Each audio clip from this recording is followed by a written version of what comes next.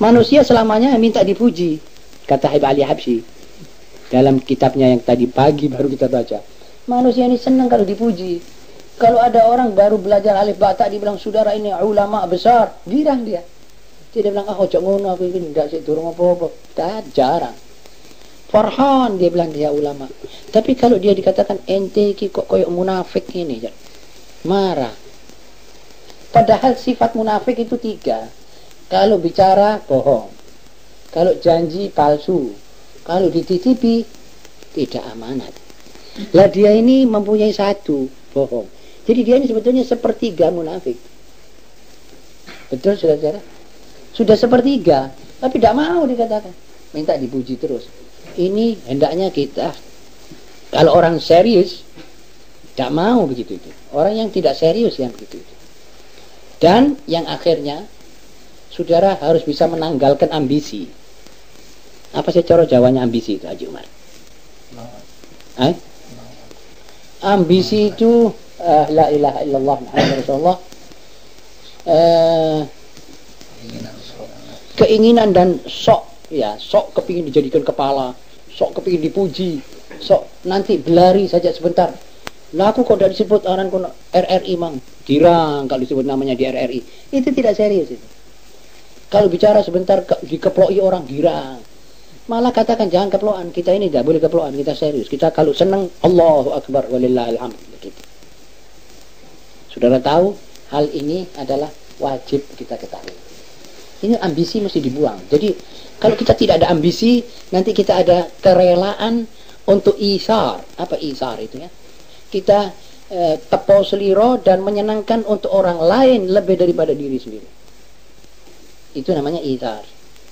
Aku kok duwe gamis telu.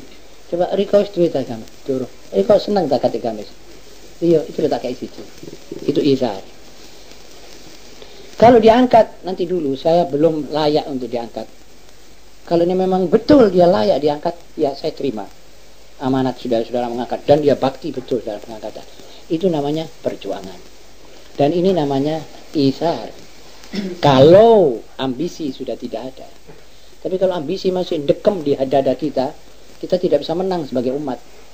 Ini Arab yang ada 140 juta ini, bangsa Arab, lebih banyak ambisi daripada pikiran dan ilmu dan kejujuran. Karena itu mereka cekcok.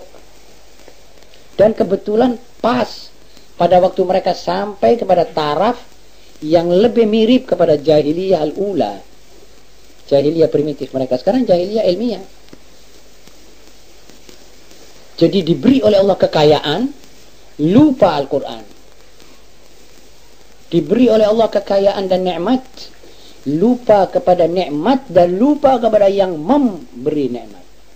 Buyar mereka. Saya yakin insya Allah tidak lama ini, tapi mesti buyar-buyaran dulu. Sampai Allah mengatakan bahwa ini sudah tahu kamu, jelas apa yang kami janjikan ini benar.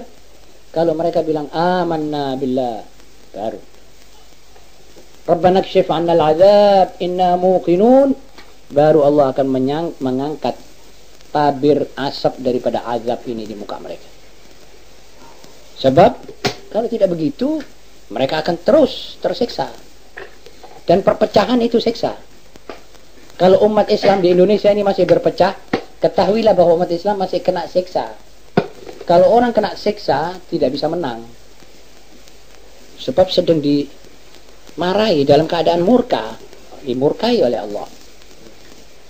Ma'asyiral muslimin rahimakumullah, wa adik-adikku, hendaknya kita mulai malam ini mengatur langkah,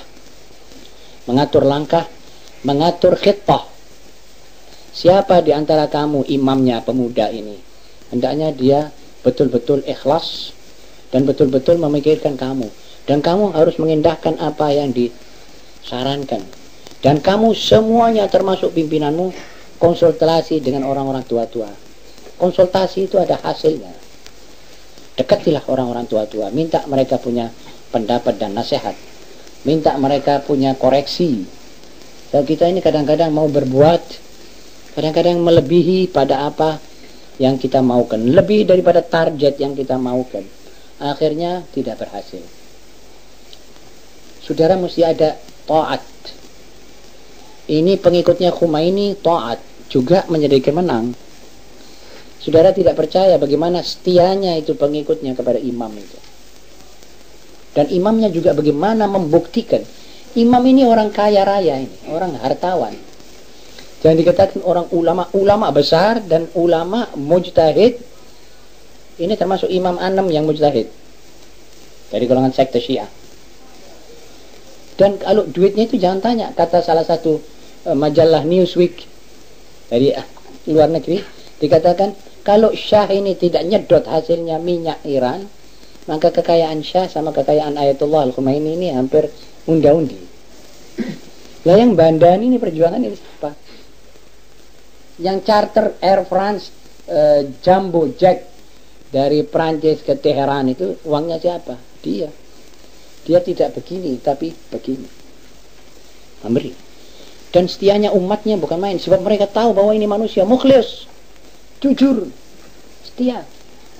Waktu ditangkap oleh Syah, pertama dia bilang Syah membuat satu undang-undang yang isinya undang-undang itu kalau orang-orang Amerika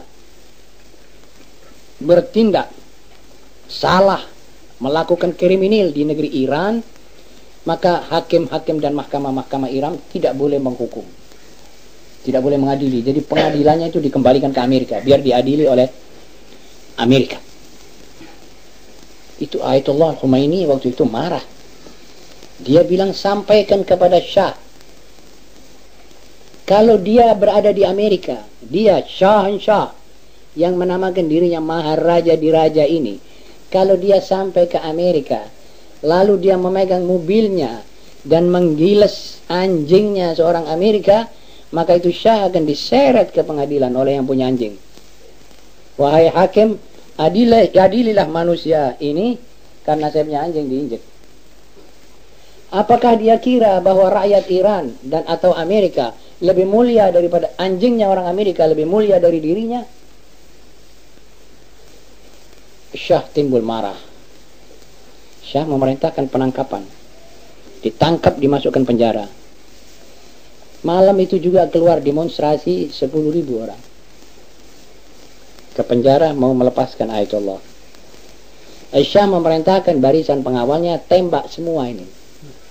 Dan yang kembali cuma 30 orang atau 40 orang. Habis.